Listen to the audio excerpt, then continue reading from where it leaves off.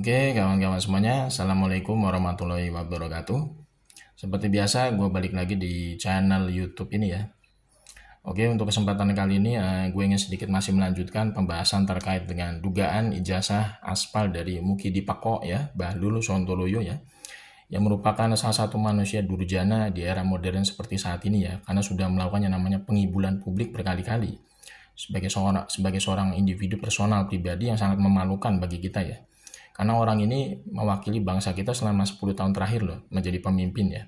Makanya kita sangat malu ya, kalau kita istilahnya melihat back to the past gitu ya. Masa lalu kita pernah dipimpin oleh orang seperti ini itu sangat memalukan loh. Karena orang seperti ini ya, ini sudah terkenal sekali melakukan yang namanya kedustaan, pengibulan, dan kebohongan gitu ya. Ibaratnya kebohongan yang dilakukan oleh Mukidi ini berjilid-jilid ya, nggak berhenti sampai kapanpun gitu. Karena memang Mukidi ini memang dalam tanda kutip memang sudah istilahnya bawaan dari lahir mungkin dia. Istilahnya di hobi ngibul, hobi berdusta, hobi berbohong ya. Sebagai seorang munafik gitu ya. Jadi naudzubillah min dzalik ya. Jangan sampai kita menjadi fans beratnya Mukidi, jangan sampai kita menjadi ternaknya Mukidi. Karena kalau kita menjadi ternaknya Mukidi, kita kan otomatis menjadi orang tulul ya secara permanen. Naudzubillah min dzalik ya. Oke, untuk kesempatan kali ini gue ingin sedikit ngebahas kasus ijazah aspalnya Mukidi cuman dari sudut pandang paradigma.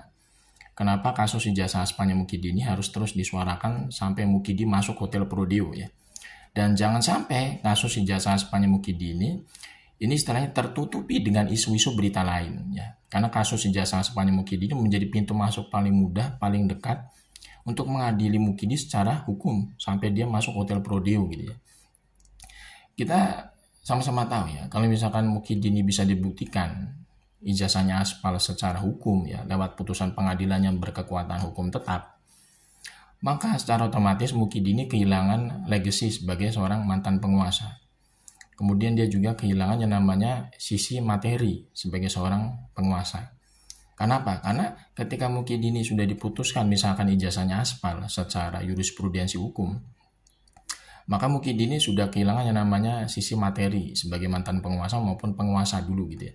Jadi gajinya Mukidi selama jadi presiden itu dikembalikan ke negara semua. Tunjangan yang dinikmati oleh Mukidi itu juga dikembalikan ke negara semua. Kemudian pensiunan dari Mukidi ini sebagai mantan presiden itu juga dikembalikan ke negara. Bahkan tanah, rumah, pemberian dari negara itu semua dikembalikan lagi kepada negara. Karena Mukidi ini kalau ijazahnya aspal bisa dibuktikan secara hukum, maka dia tidak memenuhi syarat atau tidak memenuhi kualifikasi sebagai seorang presiden. Bahkan dia tidak memenuhi kualifikasi sebagai seorang calon presiden. Karena lewat putusan pengadilan misalkan ya, Mukidi ini bisa dibuktikan ijazahnya aspal gitu ya, sampai tingkat kasasi Mahkamah Agung, maka otomatis ya berdasarkan dari rekomendasi atau bukan rekomendasi ya, berdasarkan dari bunyi dari pasal Undang-Undang Pemilu ya, Undang-Undang Pemilu itu bahkan Undang-Undang Dasar 1945 sebagai konstitusi kita yang paling tertinggi gitu ya, itu memang tidak mengisyaratkan ya istilahnya orang-orang yang istilahnya menggunakan ijazah aspal itu layak menjadi seorang calon presiden atau menjadi pemimpin. Karena di situ sudah berbenturan dengan yang namanya pasal pidana, terutama KUHP pasal 263. Di situ disebutkan bahwa orang yang menggunakan dokumen aspal secara sengaja untuk mendaftarkan diri menjadi pejabat publik atau menggunakan dokumen aspal itu untuk kepentingan pribadinya, maka dia istilahnya dipenjara selama 6 tahun. Itu bunyi pasal KUHP loh. Jadi memang ini tidak bisa dianggap sepele, dianggap remeh, karena ini terkait dengan legasi kepemimpinan bangsa kita ya selama beberapa dekade terakhir. Dan ini menurut gue menjadi semacam ketakutan dari Mukidi kalau misalkan ijazah aspalnya terbongkar secara publik maupun secara jurisprudensi hukum, maka dia kehilangan segalanya sebagai seorang mantan penguasa. Dia kehilangan legasi politiknya gitu kan ya. Kemudian juga dia kehilangan berbagai macam hal materi yang dia bisa nikmati sebagai presiden maupun mantan presiden. Gajinya dia sebagai presiden dikembalikan ke negara, tunjangan dia sebagai presiden dikembalikan juga ke negara, pensiunan dia juga sebagai mantan presiden dikembalikan semua ke negara. Bahkan aset-aset berupa rumah, tanah, pemberian dari negara itu semua dikembalikan lagi ke negara. Jadi Mukidi ini kalau kasus ijazah aspalnya bisa dibuktikan secara hukum, maka Mukidi ini hidupnya akan mendadak menjadi kere atau kismin gitu ya. Ini menurutku memang harus disuarakan. Kenapa kasus ijazah aspalnya Mukidi ini nggak boleh sampai tertutupi dengan isu-isu lain. Karena ini sebenarnya menurut gue yang paling ditakuti oleh Mukidi kalau misalkan ijazah aspalnya terbongkar gitu. Kalau kasus-kasus yang lain itu sebenarnya kan butuh pendalaman ya. Contoh misalkan kasus korupsi Mukidi ya, yang sudah dilaporkan oleh pihak aliansi masyarakat ke KPK, itu memang butuh pendalaman lebih detail karena terkait dengan korupsi gitu kan. Kemudian anak mantunya, Blok Medan ya, gratifikasi, si Beler dan Kesem Pangarep yang dilaporkan oleh UBD Lebadrun ke KPK, itu butuh pendalaman lebih detail memang kalau misalkan terkait dengan kasus korupsi. Tapi kalau terkait dengan kasus ijazah Aspanya Mukidi kan ini sebenarnya pembuktiannya sangat sederhana, simple. Ini ijazah Aspanya Mukidi sebenarnya bisa dibuktikan dalam waktu singkat sebenarnya. Asalkan yang memeriksa itu adalah lembaga independen yang ketiga. Bisa lembaga independen dari luar negeri maupun lembaga independen dari BRIN, ya, Puspom TNI misalkan, itu bisa. Yang penting jangan worcok aja. Kalau worcok itu kita nggak bisa terima ya hasil lab uji forensik mereka. Karena worcok itu sudah terkenal memang dalam tanda kutip suka merekayasa kasus. Kasus KM50, kasus Jessica Wongso, itu adalah bentuk rekayasa dari worcok. Bayangin tuh kasus Joshua Huta Barat, itu dilakukan oleh siapa rekayasanya? Oleh Sambo. Joshua Huta Barat itu kasusnya direkayasa oleh siapa? Sambo. Sambo itu siapa? Itu bagian dari worcok.